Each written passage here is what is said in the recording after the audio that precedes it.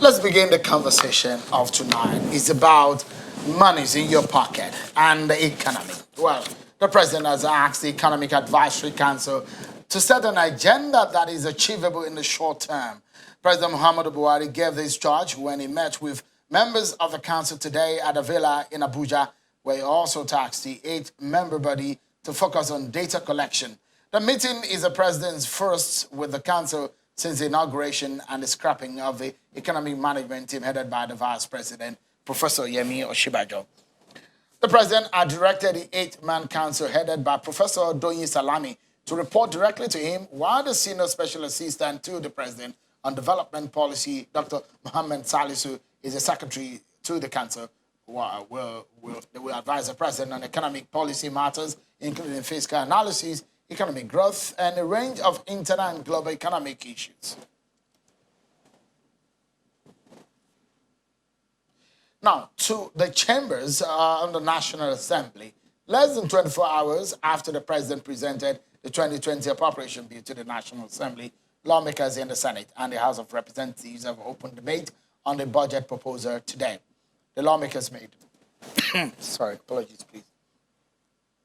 The lawmakers made submissions on the bill with some warning of the consequences of the huge deficit and non-performance of revenue-generating agencies.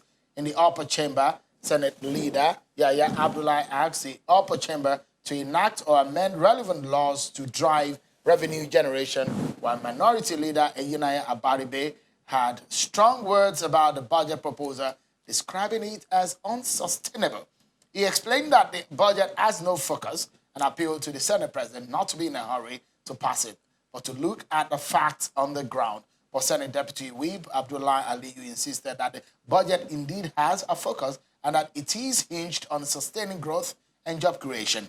Besides the budget debate, the Senate also confirmed the appointment of Mr. Adeleke Adewolu as an executive commissioner on the governing board of the Nigerian Communications Commission, NCC. President Buhari had sent Mr. Adewolu's name to the Senate for confirmation. However, some lawmakers expressed concern that there is no member of governing board of the NCC from the southeast region of the country. So let's talk about this, everyone. The president has now gotten started with listening to his advisors on the economy. Don't forget, a few weeks ago, he set up that 8-member committee to advise him on the economy. And he has given them strictly warning that, look, they are to directly talk to him about the issues of the economy. They are to advise him on the issues of the economy. You remember that he scrapped the economic management team headed by the Vice President, Professor Yemi Osinbajo. Yesterday, he presented the budget. So let's talk about this and what this means for Nigeria. The majority or minority leader in the National Assembly said, look, that budget has no focus, that it is unsustainable. What are your thoughts? Let me get my panel tonight talking on this one. I have an economist and a member of the PDP, Dr. Ononuju from our Abuja studio, and also an experienced lawmaker and a chieftain of the APC, Honorable Farouk Adamu Aliyu, also in our Abuja studio. Thank you so much, gentlemen, for coming tonight. Also, we shall be looking at the budget, its performance, and some of the indices, plus what this means to the labor. We get experience of this thought from a former president of the Trade Union Congress, Mr. Peter Esele, who joins us from his home in Lagos. Thank you so much, Mr. Esele, for coming on tonight. Let's begin with the conversation, and let me start with Dr. Ononuju. Look, the minority leader said that budget has no focus. That's perhaps different from what a lot of people have analyzed on some of the positives on the budget. Dr. Ononuju, what are your thoughts about the 2020 budget presented yesterday by President Buhari? Yes, I thank you very much. I will want to continue from where I stopped the last time I was inside this studio. I told you I was afraid that the government was showing signs of failure. And you said, why? I said they were not showing a preponderance of embracing the tax and spend strategy. If you look at that budget, the reasons why you hear a lot of people say it's unsustainable, it is historically the first tax in Nigeria's history based on taxation. Now, you're not going to just tax and spend. The fact that you've seen strong emphasis on the newly formed Economic Advisory Council simply tells you the government admits that it has failed economically. For us to have gone down 2 recessions within a 4-year period, that simply tells you. And if you look at the projections on that budget, it looks at a growth, a projected growth of 1.9%. That still tells you the economy still stays depressed from its height before this government came in. So what I'm trying to say is if we're going to base a budget purely on taxation, then the citizens have problem. Never mind the rhetorics people tell you. It is a general consumption taxation regime. And this is very bad for the country. What I think we should have done is, now that the president has admitted that his government has failed, and he has sought now to actually appoint a new economic team that's in the face of the new Economic Advisory Council, we should just see this budget, this paper, as nothing. This is, I don't want to take this seriously because, like I normally say, these are simply rhetorics. Rhetorics that are not based on fact. Because if you look at the previous performances of the Buhari budget in the past 4 years, you will see that nothing he's ever said has come on. None of his budget has performed beyond 30%. So I will be looking forward to the new interventions by the new Economic Advisory Council to actually be able to show us some kind of economic direction.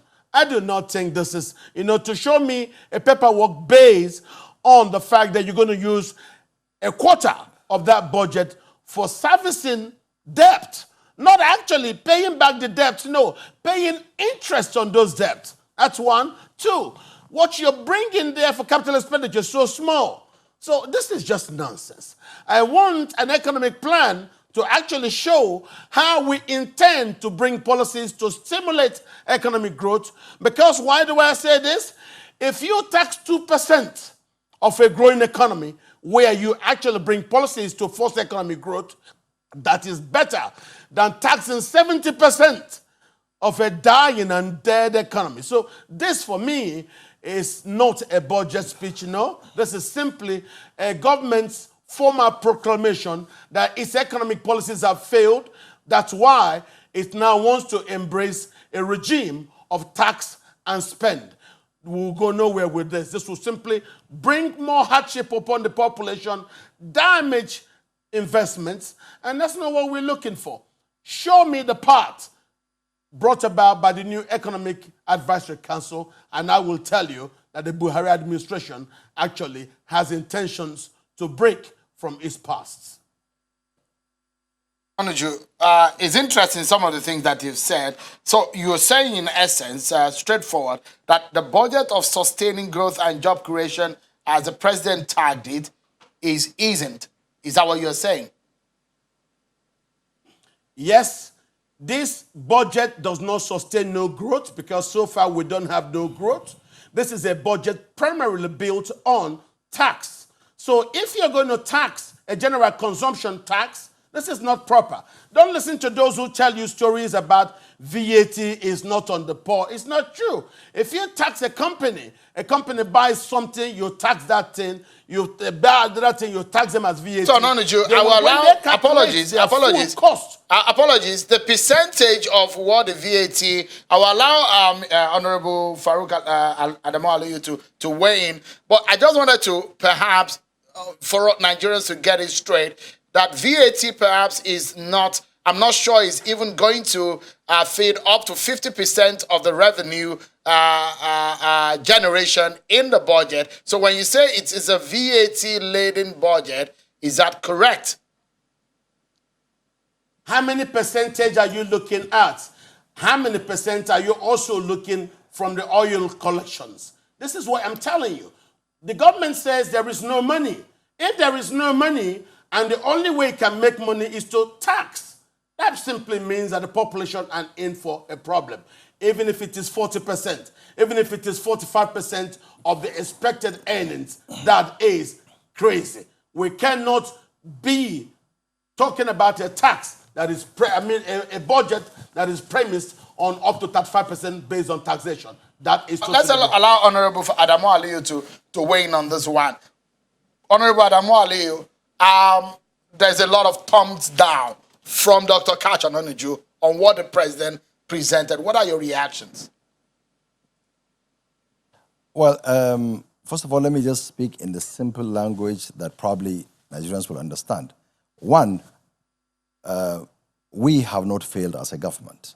In fact, the people of this country stamped authorities, on the governance of APC. That's why we were elected again.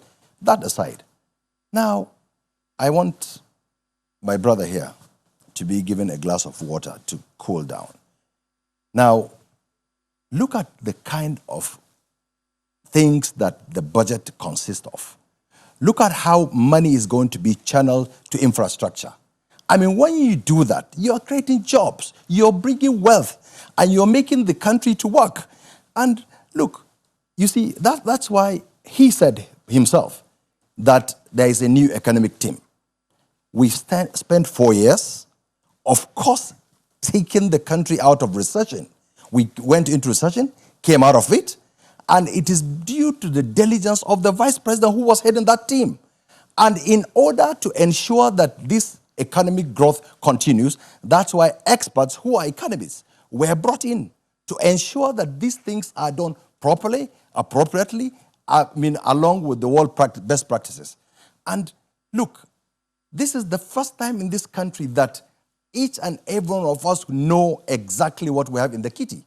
And this is the first time that, look, everything is shown to the people, that where the money is coming from, which deficit is there, how much money is collected, what is going to be spent where. And look, before, these things do not happen. And my brothers in National Assembly, the minority leader, the way he spoke, that it is not assailable. I congratulate him for doing his job. I was once there, and the job of the minority is always to go against whatever the majority says. But look, the people of this country have agreed and extremely happy with what is happening. Now, countries grow by making sure they develop themselves. The government of this country decided to block the borders. Why? Because of the kind of things that come into the country, that our farmers cannot farm very well.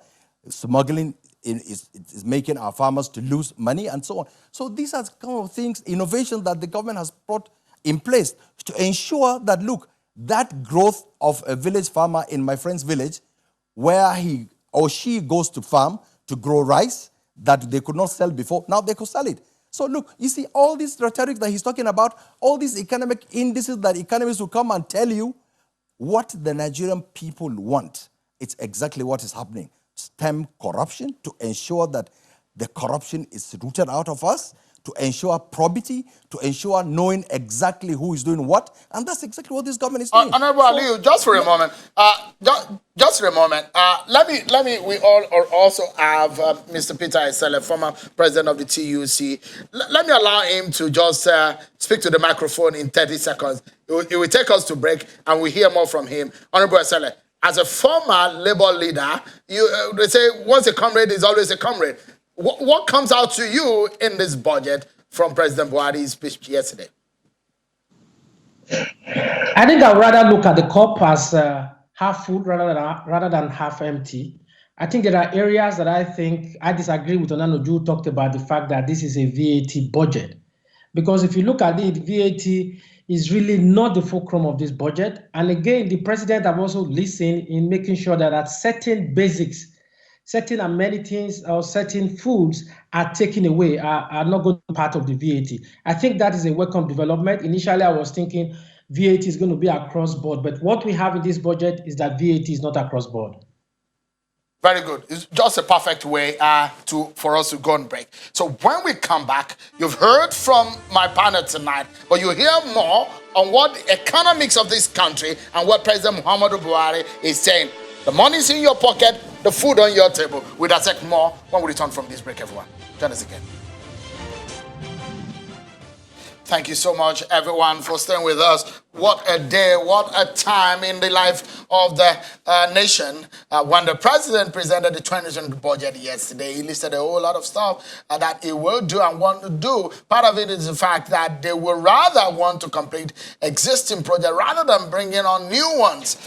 But it was also official that now VAT will be 7.5% rather than 5%. But look, let's take a listen to it. This is very important for you. If you are one of those who consume this very much, brown and white bread, cereals including maize, rice, wheat, millet, barley, and sorghum, fish of all kinds, flour and starch meals, fruit, nuts, pulses, and vegetables of all various kinds, roots such as yam, cocoyam, sweet and Irish potatoes, meat and poultry products including eggs, milk, salt and herbs of various kinds, and natural water and table water.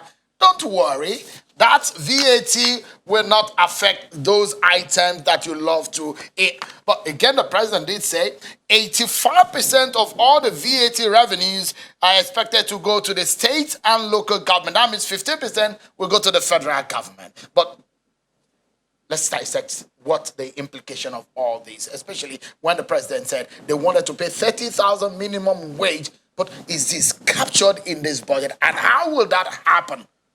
Let's get back to the conversation. I have my partner tonight, Honorable Farouk Aliyu, a former minority leader in the House of Representatives and a chieftain of the APC, as well as Dr.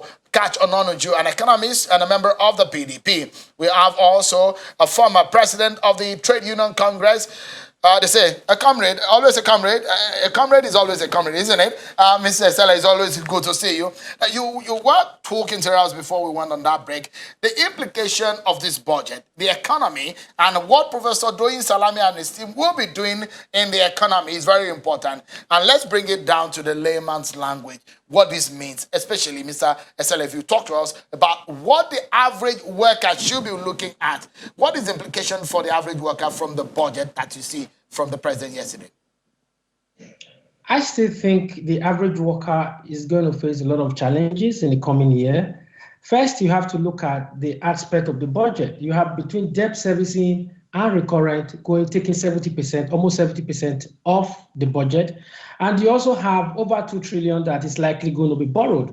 So when you have debt servicing and recurrent taking so much money, you now ask yourself, capital project is about 2 trillion. And so you find out that is very low for the provision of infrastructures like road and various transport systems to make things work and make life easy. That is a fundamental challenge that the worker will face in terms of healthcare. Now, the president also made reference to payment of the 30,000 minimum wage. But first is the consequential adjustment captured in this budget? And from my look, I don't think it is captured in this budget. So we are going to have challenges whereby Labour is likely going to go on strike to fight that the consequential adjustment need to be done.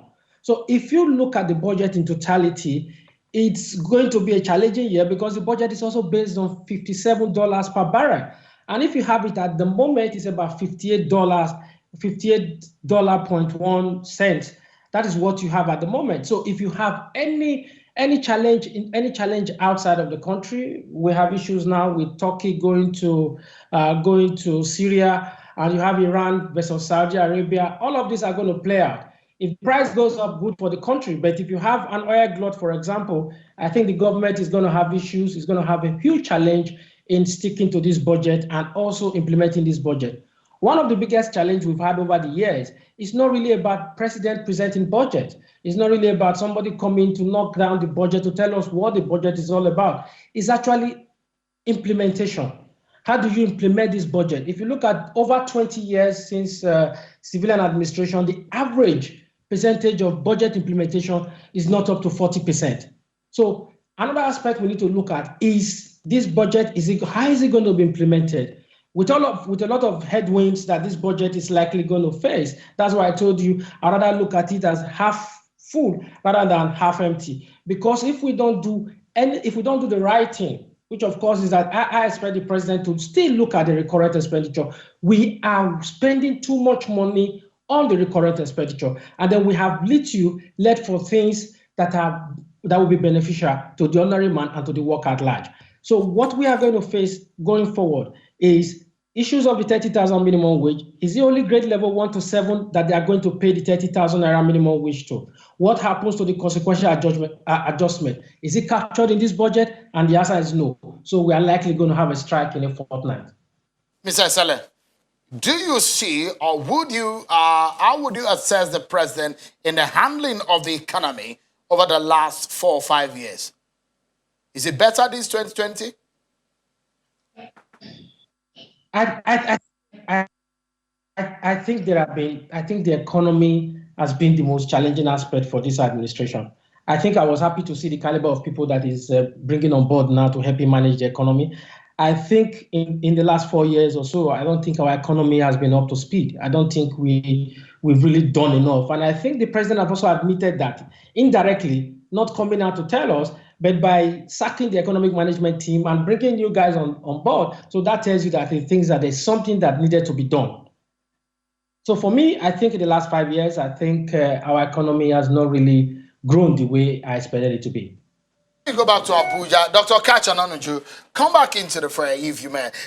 So, with what we saw yesterday, politically speaking, it does look like a calm arena for the president. When he entered into the National Assembly, there was somewhat of camaraderie that we saw in the National Assembly. It was better welcomed compared to when he presented the 2019 budget last year. So, this time around, what do you see, politically speaking, in the manner in which the economy and the affairs of state is being piloted? Well, as you've heard from my colleague Peter Sele, Peter has said it as I've been saying it, though he's been very polite in the way he's put it. The economy has failed. For you to have had double recessions, the economy has failed. For the president to have also have agreed in our criticism of those that he has allowed to manage the economy who actually failed, and he's agreed to sack them and bring a new bunch of people to, plan things to move forward. That is an admission that the economy has failed. The fact that in previous times when we had different administration, we're thinking about budgets and thinking about growth of 5.2% to 7%, this particular thing he did yesterday, he said the most he was expecting was an economic growth of 1.9%. That is just, as I said, a depressed level when compared to the previous height where we used to be. So the economy has failed. And that's why, despite the rhetoric you hear anybody say, despite the lies you hear people tell, it does not really translate to the experiences that Nigerians have had. And the experiences is, and that's why I'm telling you this, why add more to their pains by now adding general consumption tax? You're telling my mother that when she calls me on phone to speak to me from a long distance, that is luxury. To talk to her son, that is luxury. And that's where we're going to have the general communications tax. Tell me what is this? You're telling me a company that a lot of what it does, the taxes are increased. When it now does a costing for the products it manufactures, it passes those costs to the consumers who are the poor. And you tell me that does not add to a general consumption tax. Don't be reading to me vegetable, crayfish, onions. That is just you going to the market to buy. Dr. Ononuju, I like you, sorry, apologies. Let me quickly put this question in. I'd like you to speak on some of the policies of this government. The setting up of the advisory council. If my producer can just put up on the screen some of those things the president said he wants, the brief that he gave to the advisory council today, what he said he wanted he wanted them to get more data to work with. He wanted them to also think about job creation for 100 million Nigerians in the next 10 years. He wanted them also to work on possible ways to get Nigeria economy. These are the tasks that the president has put. Generation of accurate data, re-energize economic growth plan, simulate rapid, inclusive, sustained economy. Those are some of the things that the president has done. For example, the president, the federal government has also ordered the partial closure of some borders into the country. Talk about some of these policies and how you think this can drive progress of economy. Yes, what the president is saying primarily is that he does not believe the lies he was told before, that he please wants his people to be honest to him in issues of data, that he's been presented with lots of lies about data, and that he wants his people to please not tell him those lies he's had before about data. You've also seen that he should not produce the truth about the country. Don't tell me what I want to hear, so that when you tell me good data, like they've always told me the past 4 years to deceive me, I'll feel better. Tell me the truth about the data. Tell me what's on the ground and let us plan so they can move forward.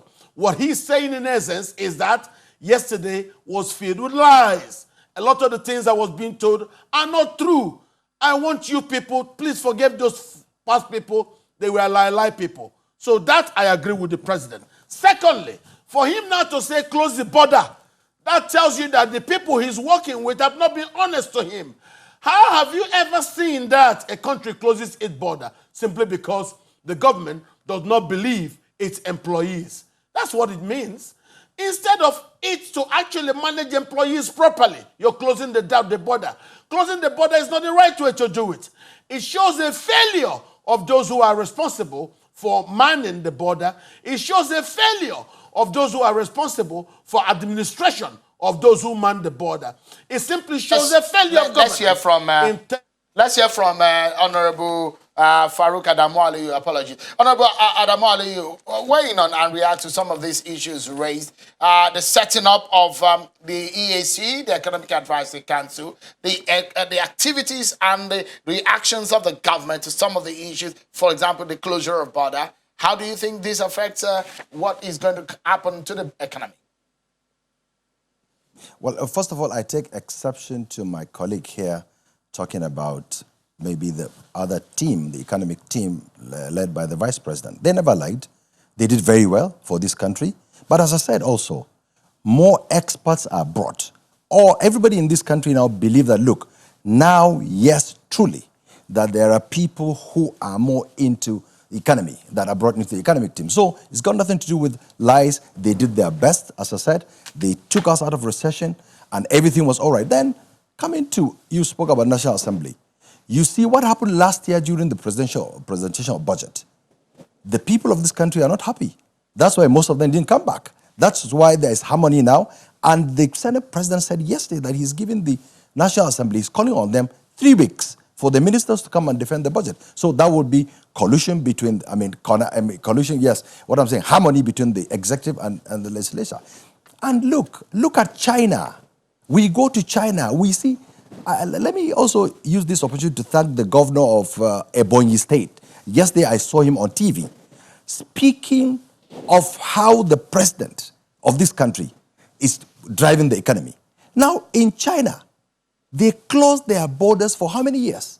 To ensure that the people of their country grow and ensure that, look, what is China today? Look at how China it is today. We look up to China because they closed their borders to make sure they produce what they can eat. They also technologically move themselves ahead. So that's exactly what's happening. It's got nothing to do with those at the borders cannot do their work or they're not doing their work. Everybody knows that Nigeria has porous borders, which is true. It's not the creation of this government. It's not the creation of the previous government. That's how it is.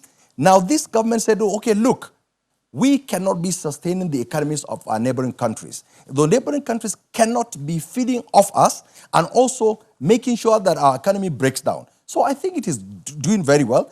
And the people of this country are happy. And I'm telling you, look, this taxation also he spoke about. Yes, telephone calls are not luxury. But then the VAT also, companies that are supposed to pay VAT this time around, a novelty introduced that only companies that made up to 25 million naira and above will pay VAT. So these kind of novelty brought into the system. And look, when we say budget, these are projections. Now, as we go along, why budgets are not performing is because of the income. Now, you find out that, look, we project to get X amount. And then Y amount comes to us. So we only work with what is available. So it's not the fault of this government or Jonathan government or previous government, but then the ability to manage the resources truthfully, nicely, like the TSA the president spoke about. As today is Dr. Catch want to know what is in the kitty of this country. He will know. All he needs to do is to Google and find out where the money goes and so on. So, look, let's all work together as a country. And it is good for them to come and criticize and shout and scream and so on. But the people of Nigeria have vested in the APC to ensure we continue with what we are doing, to make sure that this country is put in the right way. And thank God we're doing it in the right way, and they will see it. Well, talk to a lot of millions of Nigerians who are watching right now about what will be significant for them. Let's break it down for an average Nigerian who is not very familiar with mathematics or the strict technical terms of the economy. How do you hope that the 2020 budget and the President Buhari-led team will make the lives of an average Nigerian better?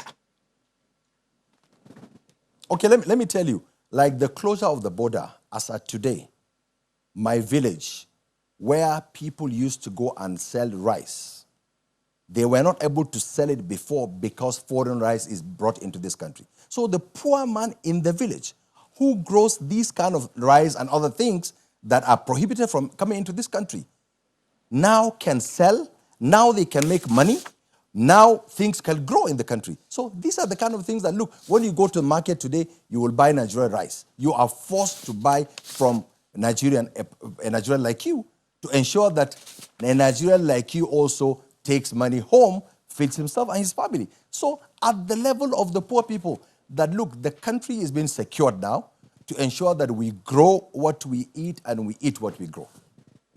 It's interesting. Let me bring in Mr. Esele back into the conversation. Mr. Esele, a whole lot of stuff that, for example, when the minority leader on the floor of the Senate today said there is no focus on this budget. This government has said that it wants to ensure that the poorest of the poor are being brought out of poverty. But do you see any clear indication of that in this budget as presented by the president yesterday?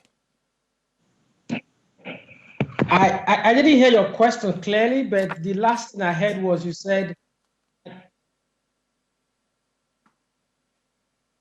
So, I mean, Mr. Esele, the question is that when Senator Eyina Abaribe says this budget does not have a focus, is it true? Considering the fact that this government has said over the past 4 years that Wefarism is part of its agenda, is that captured in this budget? First, Senator Abaribe is a minority leader, and you ordinarily will not expect a minority leader to support the government in power in terms of budget. But what I expect of the senator to do is that whatever feeling misgiving he has about the budget, I think in the process of going through it, can make whatever corrections that need to be made. If I'm to advise the president, which of course I believe the new economic team would do, is that the tax system needs to be defined. Because running businesses in Nigeria right now, a lot of businesses, they all deserve to be given a medal, in the sense that different taxation from the local government, from the state government, and from the federal government. So what I think the federal government must do is to unify the tax system so that businesses know that, okay, this is how much we expect to pay. And that can also help businesses cut costs. All right, and Mr. also have more sorry, apologies. Let me pause you for a moment. Let me break that thought. Apologies for that, but we'll go on a break. But when we come back, we'll talk more. There's also some very interesting angles that we have not touched, but we'll touch on it when we come back from the break, everyone. Thank you so much, everyone, for staying with us. My partner tonight is still here with me. But I got the opportunity to speak with a former managing director of Diamond Bank, Dr. Alex Oti, after a press conference in Lagos. He's someone also who is knowledgeable in the issues of the economy. And some of the issues that we're discussing were raised when I spoke with him. Take a listen to him. I started by asking him about the benchmark and the estimate, the total expenditure figure of Nigerian budget compared to countries like South Africa, Rwanda, and some other bigger economies on the continent. Take a listen to his thoughts. If you look at the 2018, 2017, and even 2019 budget, you will find that the major challenge is in revenue. And if you are generating, on the average, about 53% of the budgeted revenue, then it means that you'll be borrowing about 40% or more to finance the budget. And today, where we are, over $81 billion, if I'm not mistaken, sustainability, debt sustainability is also very important. So the problem is not the quantum of the budget. The problem is in our ability to generate enough revenue to fund the budget.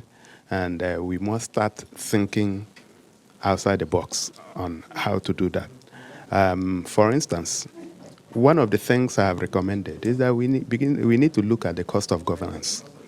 A situation where 70% of your budget goes into recurrent expenditure, and you're only able to generate 50% of your revenue target, then there's nothing left for capital expenditure. So government needs to look at how we can bring down cost of governance in the first place. So the quantum of the budget is small relative to the countries that you've mentioned, but we're also small. Sometimes we deceive ourselves because of huge GDP numbers.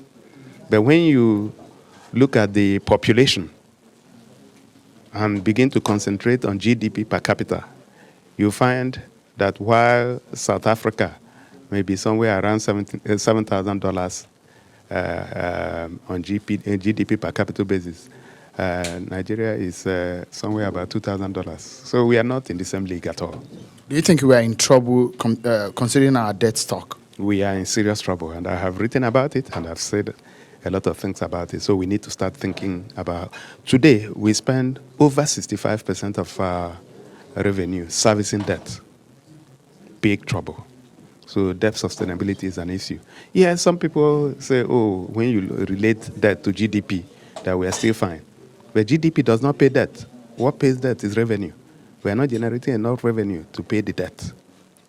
But what would be your immediate or intermediary measures to generate revenue that can meet up with our immediate short-time expenditure or lifestyle as a country? Well, you have a frozen lifestyle, so you want to continue spending the amount of money you are spending when you are not generating revenue. So I think the first question will be, how do we contain our costs? Because the issue is not that our revenue is too low. I believe the issue is that our cost is too high. So we need to begin to rein in the cost of governance, rein in the cost or the recurrent expenditure.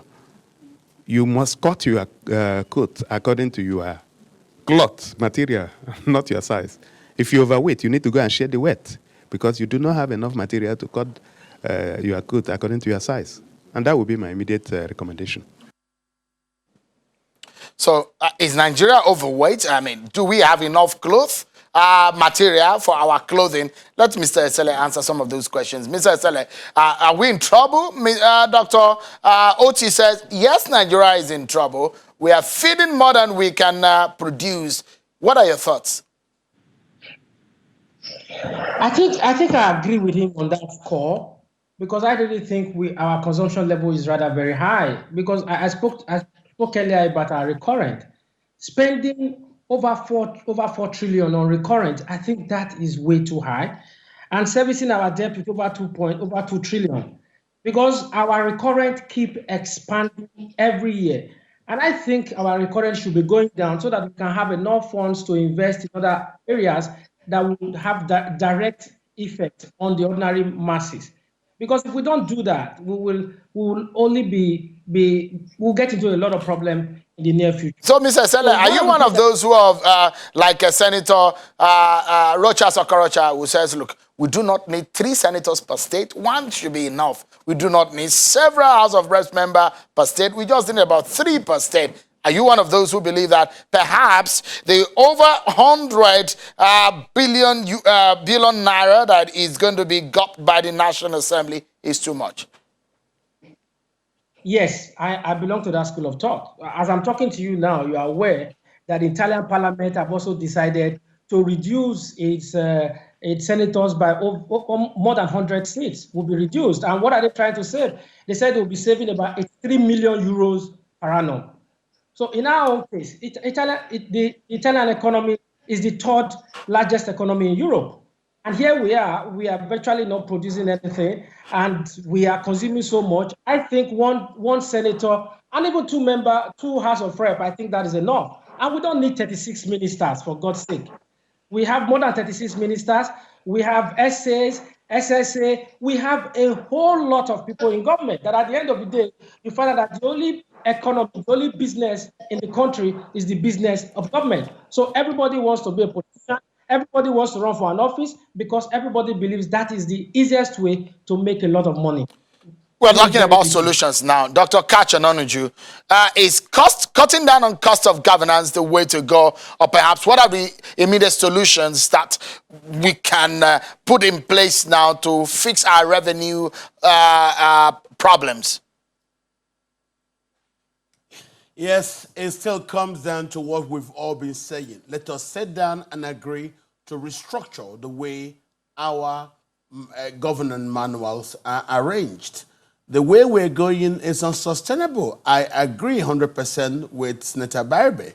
And that's why you see, for President Buhari to now present a budget that is still more of the same old thing is unsustainable. I agree we need to restructure, start now devolving power to the federating units, remove all this heavy overload that the center carries, and let us find ways to compete among the federating units and then get things done better. So we could probably resolve our problems politically speaking. But let's get Honorable Farouk Adamu Aliyu's final thought on the program. Solution. Do you think President Buhari is on the right track? Look, why blame Buhari for continuing with what we have in the country? I mean, can the president now dismiss the National Assembly or reduce them to 30 senators instead of 107? Or can he say now the House of Rep members instead of 360 to become 200? So this is a fundamental issue for the country. So if all of us, look, we have to continue with what it is there. But yes, I agree that I think the recurrent expenditure of any government in this country is too high. So as a people, we need to come together and agree that, look, we need to cut down on that. And then taxation is very important. We need to tax the rich. So what the government is doing, taxation is good. And because how do you fund the budget? All the people talking about making noise that, look, no money to fund the budget. How do you fund it if not from the oil and taxation? So the government is on the right path, and more grease to our elbows. Thank you so much, my partners. What an interesting evening it has been with these three gentlemen. Honorable Farouk Adamu Aliyu, a former minority leader, chieftain of the APC, and Dr. Catch Ononuju, a staunch critic of the Buhari government. Thank you so much for coming on the program tonight. And also we have Mr. Peter Esele, former president of the Trade Union Congress. Thank you so much for coming on the program and sharing your thoughts, gentlemen. But that's our show for tonight, everyone. Many thanks for watching. I'm Sean Kimale. Bye-bye.